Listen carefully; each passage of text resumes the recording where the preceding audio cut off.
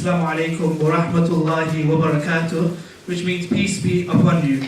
To welcome you all to our highlight event of Discover Islam Week on Sharia law. I'm just representing today on behalf of the Islamic Society, our highlight event today, and I'll just be going through what the week is about and some of the other events that we've had so far. So, Discover Islam Week is an initiative set up by the Society in 2011, and it continues to be our highlight event for the year every year. The aim of this week was to make more people aware about Islam as a religion and as a way of life, and also for all of us, including myself, to gain a deeper perspective of what Islam is about. We hope through initiatives like this that we can bring more people aware of the harmony that we can have between Muslims and non-Muslims alike in York, and hopefully we can represent this model and be an example for the world to follow.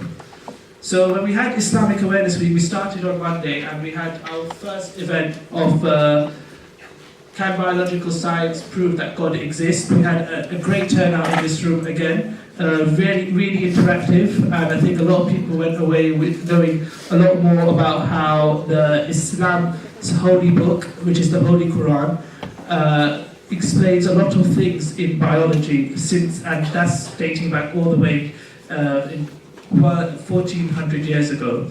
Our second event was our Poetry and Supplication Night. That was on at Ron Cook Hub, and even then we had it was very much an interactive session, talking about some poetry from previous historic Islamic poets and the different translations to it, because the Quran is a very poetic in nature, so it has very rhyming things. So we're talking about its significance in that sense in relation to the Quran, and also supplication in how us as Muslims make prayers to God. Yesterday's event was an Arabic calligraphy workshop where we had Samir Malik all the way from London, who helped us out to teach everybody how to do Islamic calligraphy. Islamic calligraphy is very well renowned around the world. You can see it in places within the Arab world, such as the Middle East, places like Mecca, also in Turkey, but also in Europe, in places like Spain as well. So we were very grateful to Samir Malik for coming yesterday and teaching us all this event. Today's event, as you all know, is the Sharia law, the politics of hate, by our guest speaker today, Khola Hasan. And hopefully we'll be getting that underway. But to get the event started, I'd like to invite Sheikh Abid from York Mosque to recite a few verses from the Holy Quran. Thank you.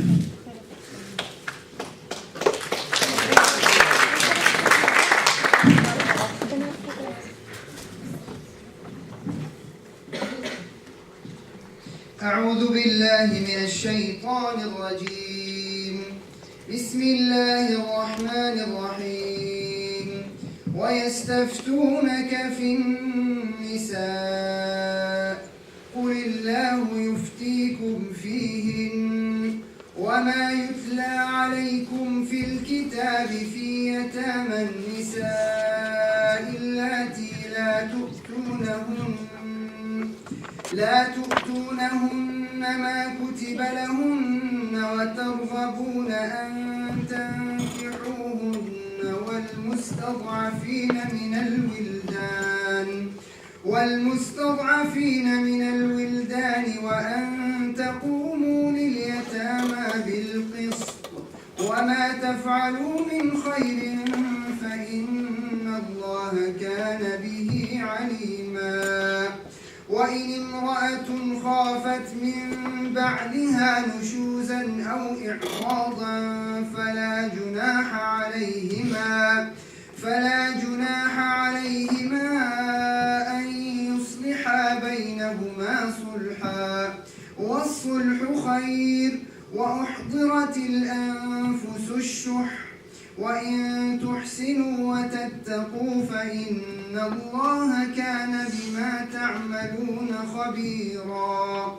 ولن تستطيعوا أن تعدلوا بين النساء ولو حرصتم فلا تميلوا كل الميل فتذروها كالمعلقة وإن تصلحوا وتتقوا فإن الله كان غفورا رحيما وإن يتفرقا يغن الله كلا من سعته وكان الله واسعا حكيما ولله ما في السماوات وما في الأرض ولقد وصينا الذين أوتوا الكتاب من قبلكم وإياكم أن اتقوا الله وإن تكفروا فإن لله ما في السماوات وما في الأرض وكان الله غنيا حميدا ولله ما في السماوات وما في الأرض وكفى بالله وكيلا إن يشأ يذهبكم أيها الناس ويأتي بآخرين وكان الله على ذلك قديرا من كان يريد ثواب الدنيا فعند الله ثواب الدنيا والآخرة وكان الله سميعا بصيرا يا أيها الذين آمنوا كونوا قوامين بالقسط شهداء لله ولو على أنفسكم أو الوالدين والأقربين إن يكن غنيا أو فقيرا فالله أولى بهما فلا تتبعوا الهوى أن تعدلوا وإن تلووا أو تعرضوا فإن الله كان بما تعملون خبيرا.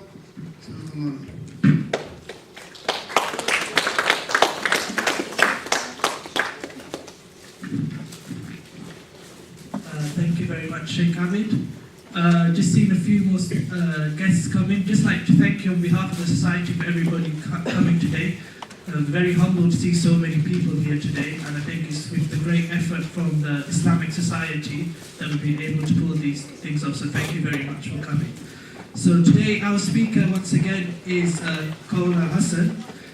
She has completed her undergraduate and masters at the University of London, SOAS, reading Arabic law as her bachelor degree and then further into international and comparative legal studies as her masters.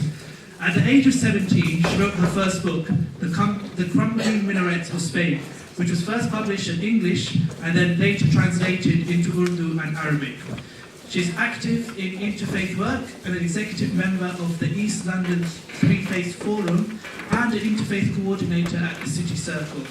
She is also an award-winning broadcaster for television and radio and also an editor and writer for the Al-Quran Society. Our guest today is also the director of Albatross Consultancy Group, which deals with issues related to the Muslim community, especially regarding women's rights, having published many articles regarding Islamic law and women. She's also the first woman to work at the Islamic Sharia Council, which is based in London. Our speaker's talk today will end hopefully at 6:30, and thereon after we'll have like between a 10 to 15 minute question and answer session relating to her talk.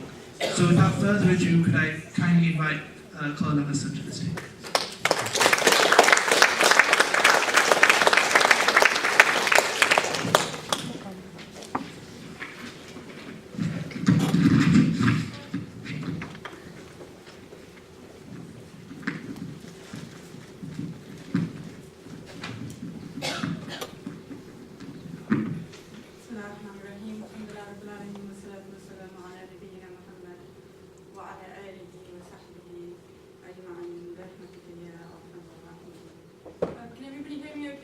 Not very well, no. Is that better? Is that better? Okay, I should have scored that. Thank you so much for the kind invitation. To everybody at York University, I thought you've been made me very comfortable today. Thank you so much. And also thank you everybody for attending Unfortunately, my train leaves at 8:30, so my talk, I was hoping to be about an hour's talk, is going to be a lot shorter, so we're going to have a Q&A, so I might have to rush what I was going to say a little bit. So, without further ado, I'm just going to launch straight into what I was going to say. I don't want to sound as if I've got a grievance, or a huge chip on my shoulder, but right now, Muslims are feeling pretty miserable across Europe today, if not the whole world. But certainly in Europe, Muslims are feeling pretty rotten. I was watching Walk the Week 2 days ago, enjoyed it, it's quite funny.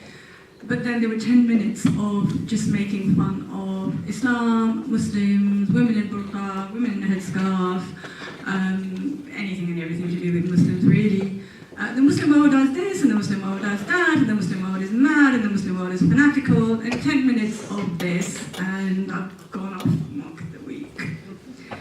Then I pick up a newspaper, and there are cartoons in there, because, I don't know, some Muslims want to hire Legoland for some daft reason. I think we bring it on ourselves sometimes. But now we've got cartoons of Lego women in burqa, and men going to Legoland to learn fanatical, tyrannical training of how to kill. You tell him to do something. Can I ask you please to fit it properly? I've asked one of the girls to give you a hand. Can one of the girls just give her a hand, please? Yes, me? Just hide that, please.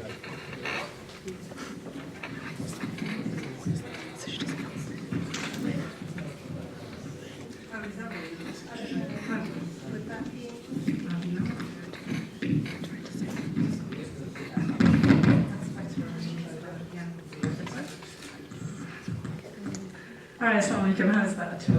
Right. It's going to give me a backache because I'm having to stretch. I'll take that off in case we're in that confusion. Okay, hopefully we've got left off now. I have to talk for this. Okay, so we've got this farcical situation.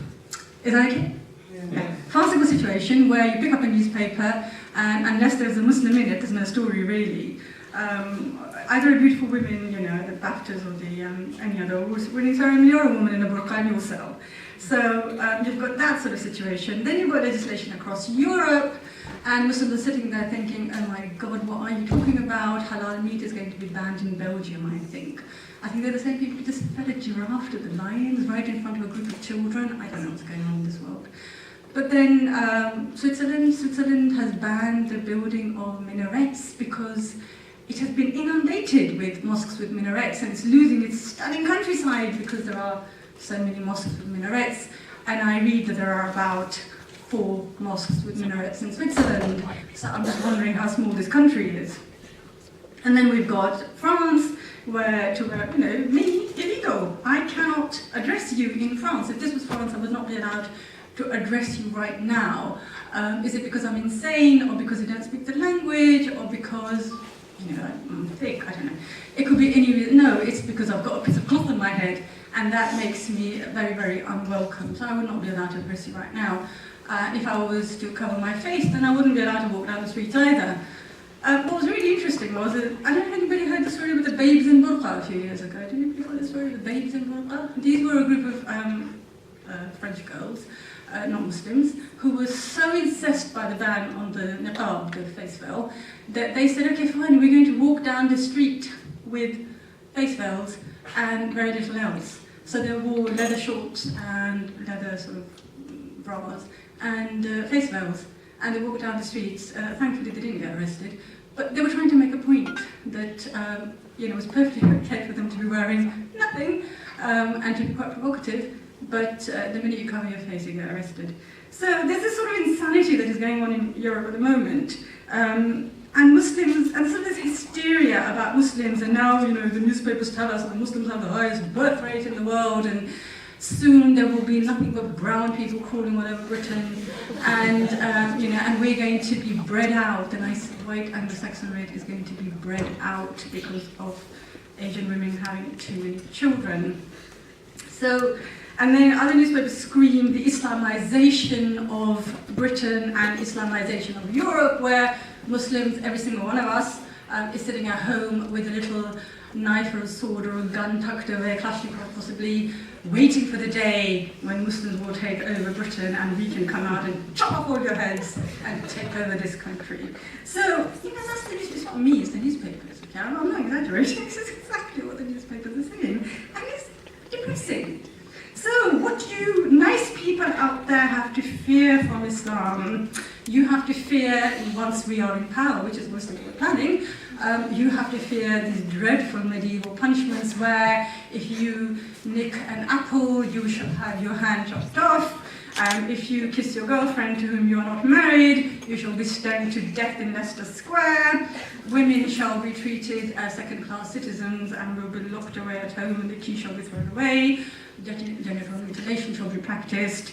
Honor killings will be practiced. Forced marriage will be practiced. Jihad will become the slogan of Britain. Blasphemy will be punished nastily. And apostasy, leaving Islam, will also be punished. So, yeah, you've got a lot to be scared of. I've got a lot to be scared of as a Muslim, just listening to all that.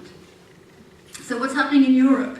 Khola versus Switzerland is a very famous case where a teacher was working in a school, in a Swiss school, and she had been wearing a headscarf from the day that she had started working there. Everything was absolutely fine, and one day the school decided that they were going to have a no scarf policy, so she walked into school and was told, you are sacked because you are wearing that offensive piece of headgear. So she took her school to court. She went to the European Court of Human Rights. What is very interesting is she lost the case, she lost the job, she lost everything. What was very interesting was that when the court ruled on this case, what they said was, these are the things that the European Court of Human Rights, okay, we're talking about very high judges, okay, the highest judiciary there is in Europe. This is what the judges said. I mean, I always thought judges were intelligent, but this one really scares me. They said it cannot be denied that the wearing of a headscarf has some kind of proselytizing effect. So every time I stick this piece of cloth on my head, all I'm trying to do is convert everybody. It's nothing spiritual, nothing to do with myself and my relationship with God, which is what I was told that I was doing. I'm trying to convert everybody by sticking a piece of cloth on my head. But that's the first thing. Then it has been imposed on women by this weird book, and it does not square with the principle of gender equality. The principle of gender equality. Now, I wonder when you were watching the BAFTAs recently, if you were, or the Oscars, if they're on, I don't know, one of these ceremonies is on television at the moment. And when all these wonderful stars, Hollywood stars, were appearing, did anybody notice that all the men were fully clothed? They were all in suits. All you could see was the same as you can see of me right now, face and hands. Everything else was covered. They were in very, very smart tuxedos and shoes and all the rest of it. And the women weren't. The women generally were wearing nothing with a couple of threads to sew nothing together. Brad Pitt appeared in a beautiful suit. His wife appeared without a suit. So the point is, gender equality, yes, you can talk. And therefore it is difficult to reconcile the wearing of an Islamic headscarf with a message of tolerance, respect for others, equality and non-discrimination, and therefore this terrible woman had to lose her job. Pontificating judges, I wonder if they know what's actually going on this planet. Leyla Shaheen is another famous case, a Turkish medical student, 5th year medical student. She studied 5 years of medical school in Turkey, has done very well, turns up to her final exam, and the university has suddenly introduced overnight a new rule that any woman who walks in with a headscarf for an exam, or any man who walks on wearing a dreadful beard, shall not be allowed to take the exam. So she was asked to go away after 5 years of study. Again, she took her university to court, and the European Court of Human Rights found no violation by Turkey either of her right to religious expression or her right to faith. So, one wonders. You will not know this because it has been kept quite hidden. I was lucky to find this. Disney's Oscar-winning film, Aladdin, you probably haven't watched it because it's a kids' film. But it's a kids' film, that's the point. It's a kids' film. It's a cartoon. It's supposed to be funny because it makes fun of Arabs. It's going to be funny. The opening song to this film, the opening song, which there was so much protest that Disney had to withdraw the song, but these are the words to the opening song to a kid's film. Aladdin is singing, "Oh, I come from a land, from a faraway place, where the caravan camels roam, where they cut off your ear if they don't like your face. It's barbaric, but hey, it's home." That was the opening song to a kid's film. The Arabs went mad in America, and this was withdrawn. If you watch any of the dramas, if you watch any Hollywood film, often Sleepless Cell, True Innocence, 24, Innocence of Muslims, True Lies, Indiana Jones, the evil Muslim, the caricature, always with a pointed beard, very, very dark, always with a miserable expression on his face. He is the baddie. The subliminal message is that these people are subhuman. They are not worthy of respect. They are not worthy to even live amongst us. That all of Europe and America is filled with these dreadful men and their hidden wives, all of them with one purpose, which is to hate, maim, and kill good people. Indiana Jones is always this wonderful man with this beautiful blonde girl, and he is saving her from all manners of nasty Indians, Arabs, all of them Muslims. All of them shouting Allahu Akbar before they blow themselves up or blow somebody else up. Sometimes drinking beer while they're shouting Allahu Akbar. It's a bit farcical sometimes. But Muslims are basically being shown in the media, whether it's in newspapers, whether it's on television, whether it's children's cartoons, whether it's big Hollywood blockbusters, constantly the same image. That these are subhuman, evil, nasty people that cannot be trusted. That they may live in America, for example, all their lives, but they are waiting for that moment where they can hurt you because they hate you. And that subliminal message, this is dangerous. This is not funny. It's very, very dangerous because we know what our soldiers in Britain, American soldiers, have done during the last 10 years in places like Abu Ghraib, in Iraq, in Afghanistan. We know that the kind of obscene way in which they tortured civilians, not soldiers, but civilians, simply because they were Muslims. Because when you're constantly fed this diet that these people are evil, they are not part of your culture, they do not deserve respect, they cannot be trusted, that is what is going to happen. And this kind of message is exploding in Britain at the moment, all over the United States, and it's very, very frightening. We cannot underestimate the problem at the moment. Mehdi Hasan is a very well-known journalist, is an incredible orator, and a very, very good journalist, very good penmanship. He joined the New Statesman, which is obviously very respected, in 2009, and what was he called?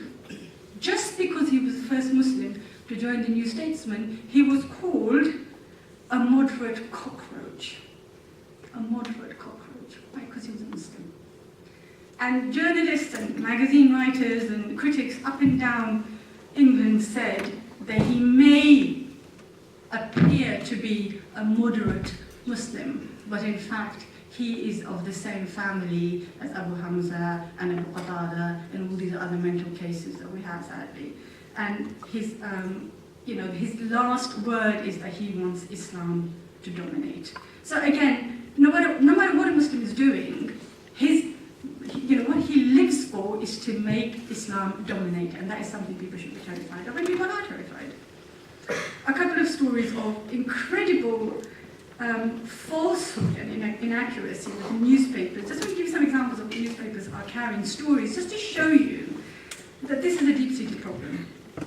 One of Britain's leading newspapers carried a story a couple of years ago where 4 soldiers, British soldiers who had fought in Afghanistan, had come back and they wanted to rent a house in Windsor. Windsor is quite upmarket. It was a very sort of upmarket part of Windsor. It was a very nice area. and they wanted to rent a house there. The Muslims in the area went mad. They didn't want anybody who fought in Afghanistan to live in Windsor, so they started this campaign against them. They threw bricks through their windows. They painted F off on the walls of this house, and basically made it very, very difficult for these four soldiers to rent this house. Now, this story was carried on the front pages of many, many tabloid newspapers. In fact, the local MP actually said that it is not the soldiers who should F off, it's the Muslims who should F off. We are not interested in this kind of dreadful behaviour. Police should pull out the stops to track down these vile thugs. After a couple of weeks, some people decided to investigate, some journalists decided to investigate, and they found that this upmarket part of Windsor does not have any Muslims who live there.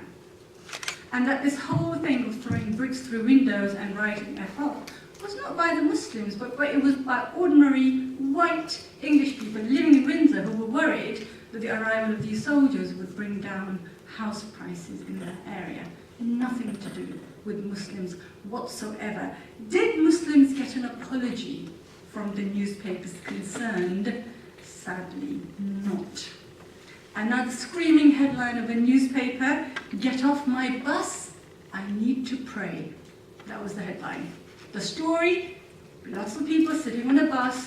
The bus arrives at not the final destination, but at a destination, and the bus driver turns around and says, "Get off, I want to pray, all of you off. There's another bus behind, you can get on that."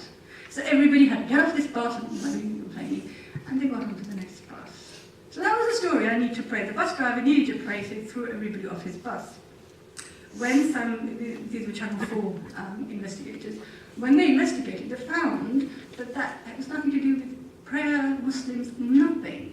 That bus was being terminated by the bus company at that particular stop. Another bus had been sent that was going to carry on with the same route. It was from head office, nothing to do with prayer, nothing to do with Muslims. That was just the way it was. Sometimes trains terminate, sometimes buses terminate. But can you just see that screaming headline? Was there an apology? No. None whatsoever. Another story, the NatWest and the Halifax were forced to get rid of pictures of piggy banks on their leaflets in their banks because it was offending Muslims.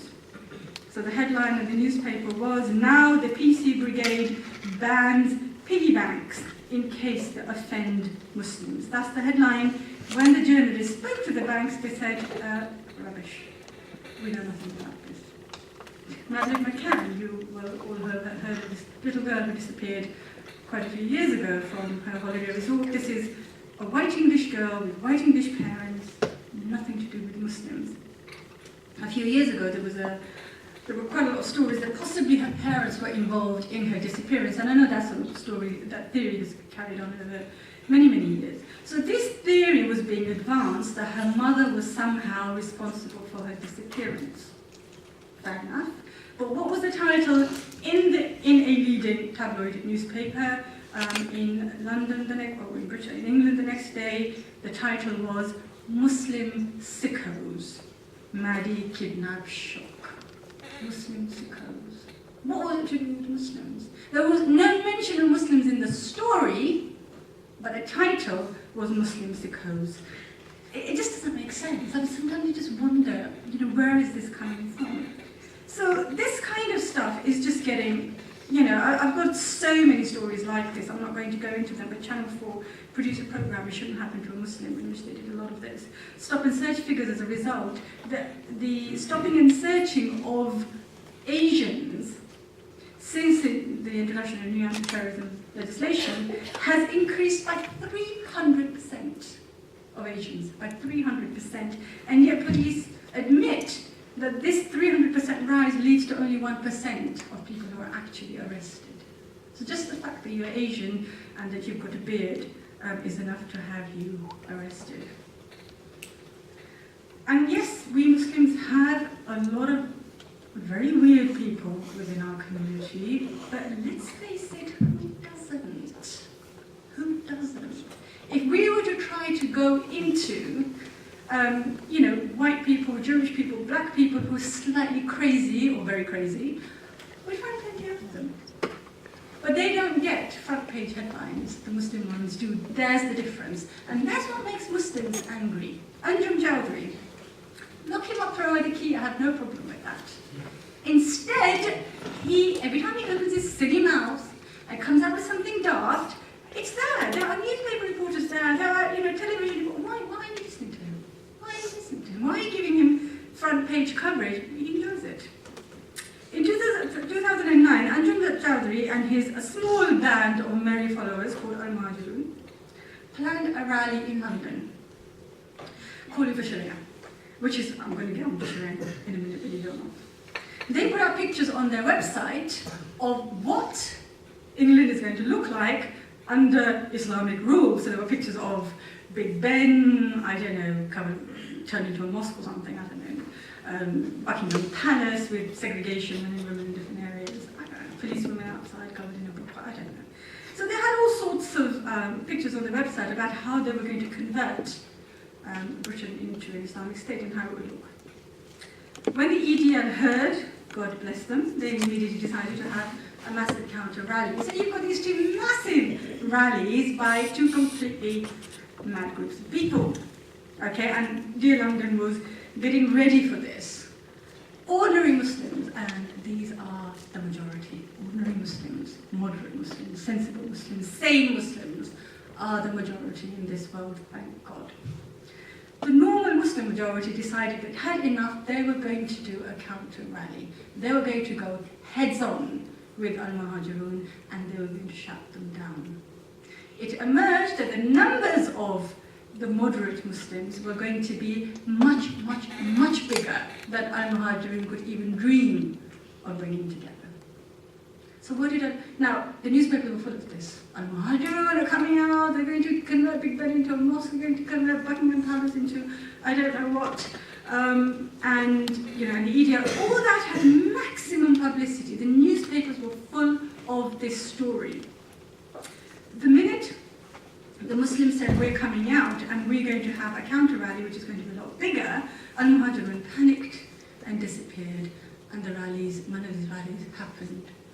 Did the story come out in the papers? The fact that this was cancelled because the Muslims said, we've had enough, and we're going to go out there and counter this rally that they're having, that story did not gain any coverage.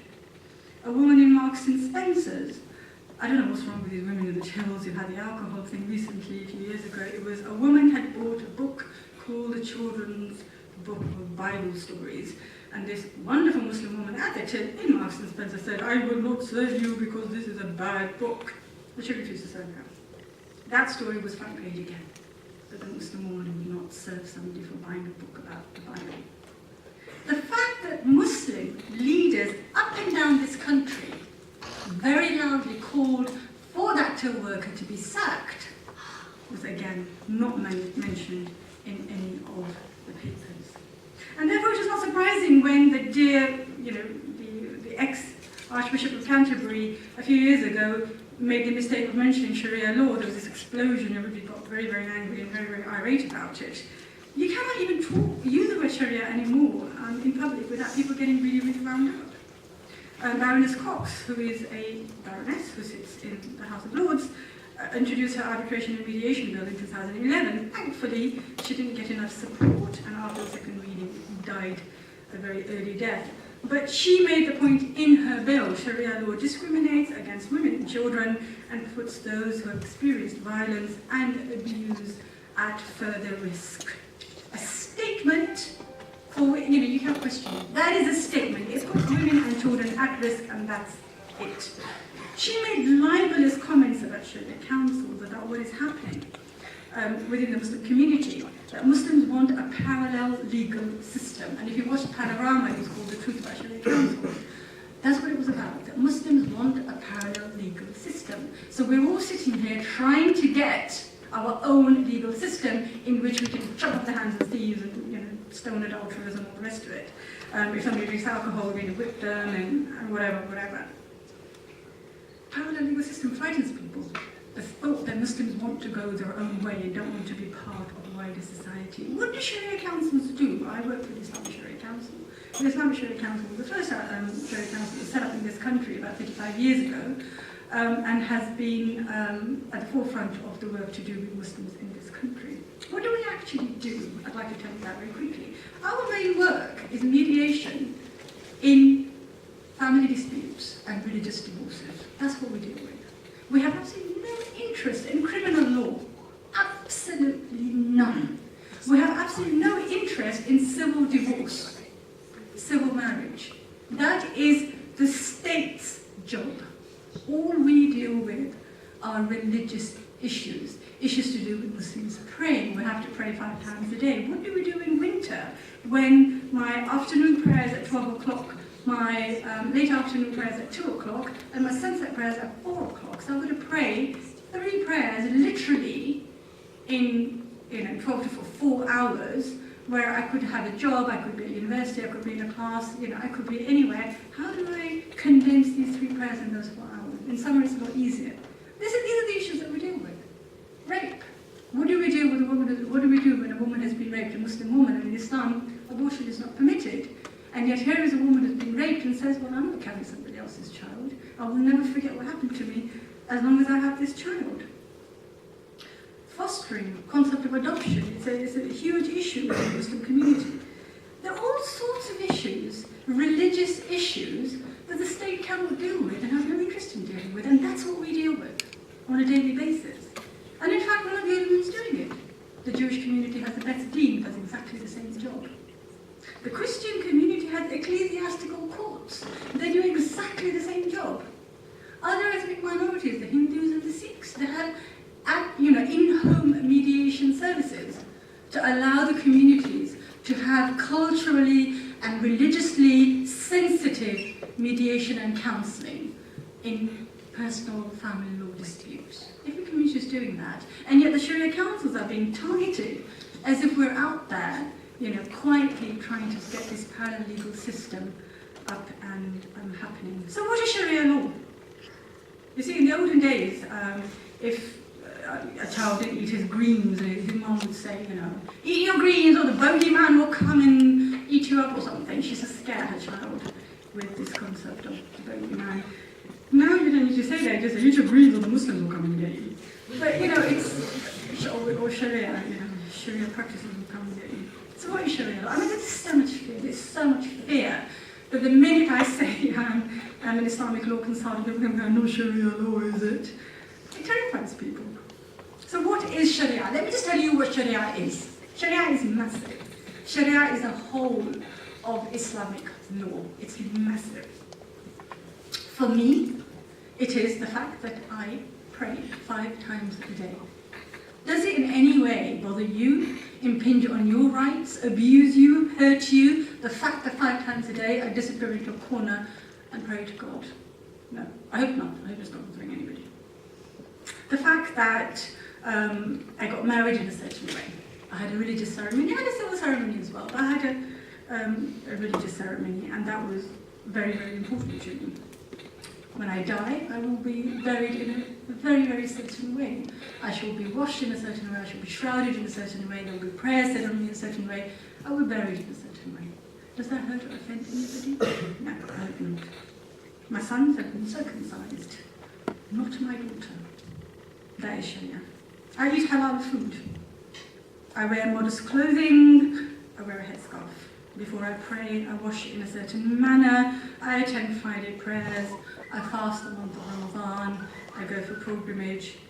Very, very private things that are important to me as a Muslim.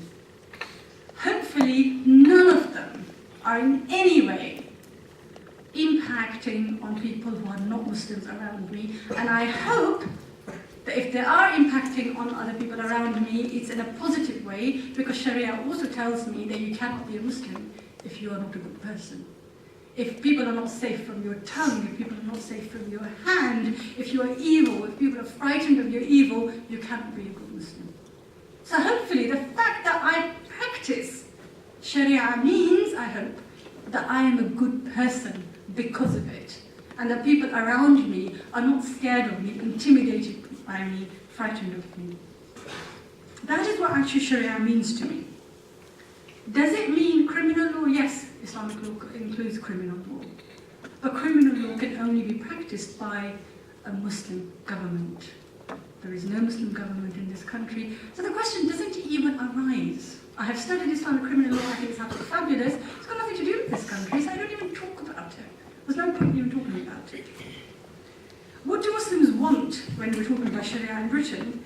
The piecemeal recognition that Muslims have had in England, and we're actually very, very fortunate compared to what's happening in France and Germany and Denmark and Holland and Switzerland.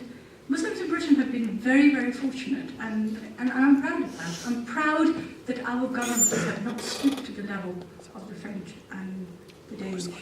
For example, the Slaughterhouses Act of 1976 allows Muslims and Jews to slaughter animals without stunning according to their religious rituals. Now, this new law that's coming across Europe now, that this will be repealed and Muslims will not be allowed and Jews will not be allowed to slaughter the animals, our government has said we're not thinking about discussing that. So hopefully we can continue to use halal meat. The Motorcycle Crash Helmets Act of 1976, nothing to do with Muslims, that was for the Sikhs, because everybody who is on a motorbike has to wear a crash helmet, and the only exception is for the Sikhs. If they're wearing a turban, they don't need to wear that. And there are Criminal Justice Act to do with Offensive Weapons, Water Act. They both apply to Hindus and Sikhs, not to Muslims.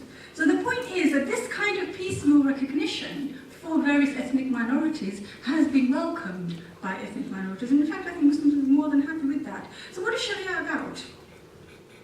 Imam al-Ghazali was a very famous medieval, he was called a polymath, he was a Shia scholar, he was a philosopher, he was a Sufi, he was an incredibly intelligent man, great scholar.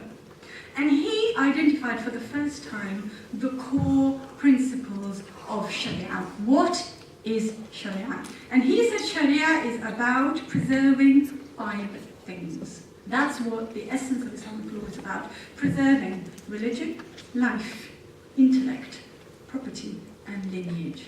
That is the core of Islamic law. So, preserving faith, preserving religion, that everyone has a right to practice their faith. Now, we know that under international law you have freedom of religious expression, but Islam's already had this right from the beginning. And that is why in Muslim Spain, for example, in Al-Andalus, the Jewish community was fleeing Europe, was fleeing Britain and going to Spain. Why? Because they knew they had the right to religious freedom. And in fact, we know that the Christian and Jewish and Muslim communities got on beautifully in the heyday of the Muslim Empire. So preserving the right to practice your religion, no matter what your religion is central to Islam. The second is the right to preserve life. So at the moment there is a discussion on euthanasia, for example. There's obviously a discussion on abortion for a long time. Whether it's the issue of war, whether it's the issue of terrorism, this comes under life. Terrorism, killing people who are not combatants in a non-war situation. What does Islam say? Very, very simple statement in the Quran. You kill one life without justice, you have killed all of mankind. You are going to carry the sin of killing all of mankind. Just to take one life without right, without justice. And if you save one life, it's as if you have saved all of mankind. Very simple. Do not kill people unless you are in a position, for example, in a state of war, and even then you cannot kill non-combatants. Property. So preserving property. But nobody has a right to steal.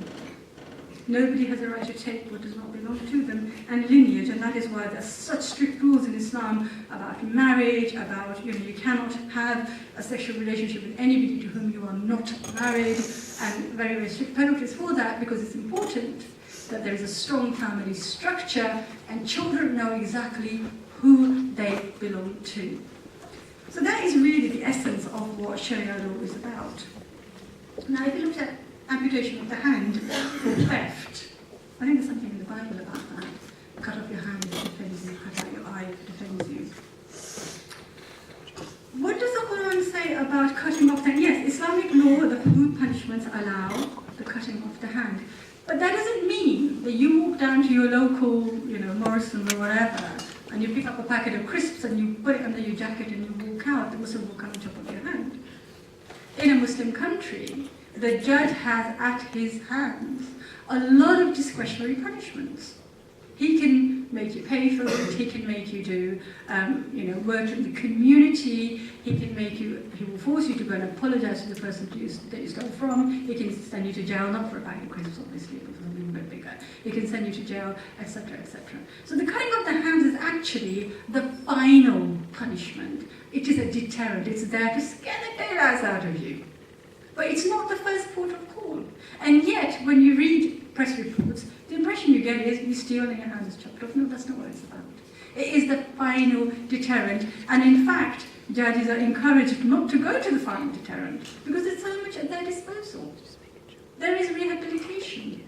There is making the person go and apologize to the person from whom they stole or that they beat up or they hurt or whatever. Making them face the person that they have offended. Adultery. Adultery is the one that scares everybody. You can be stoned to death for committing adultery. Number one, adultery is disgusting. Any kind of sexual relationship outside marriage is not permitted in Islam. However, let me just tell you one thing. The rules of evidence are so incredible that you have to have 4 adult, sane people who witness the actual act of adultery. Now, how often does that happen?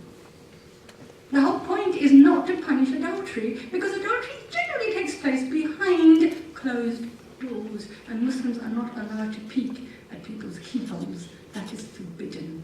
That is not actually, it is inadmissible evidence if somebody looks through somebody's keyhole and says, I saw them committing adultery. That's inadmissible under Islamic law.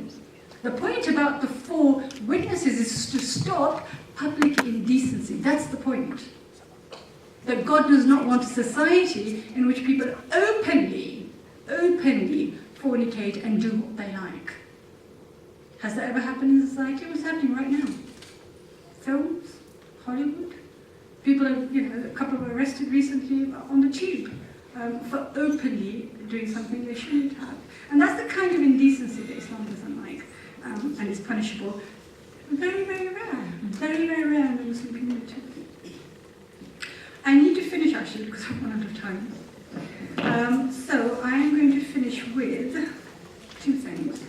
One is military ethics, terrorism.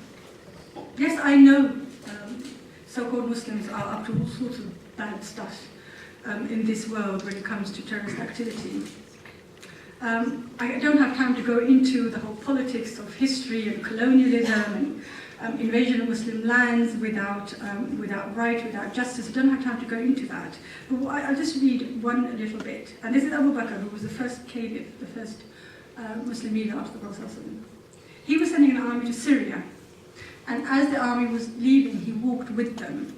And he gave him instructions. And these instructions were written down and handed down through the years.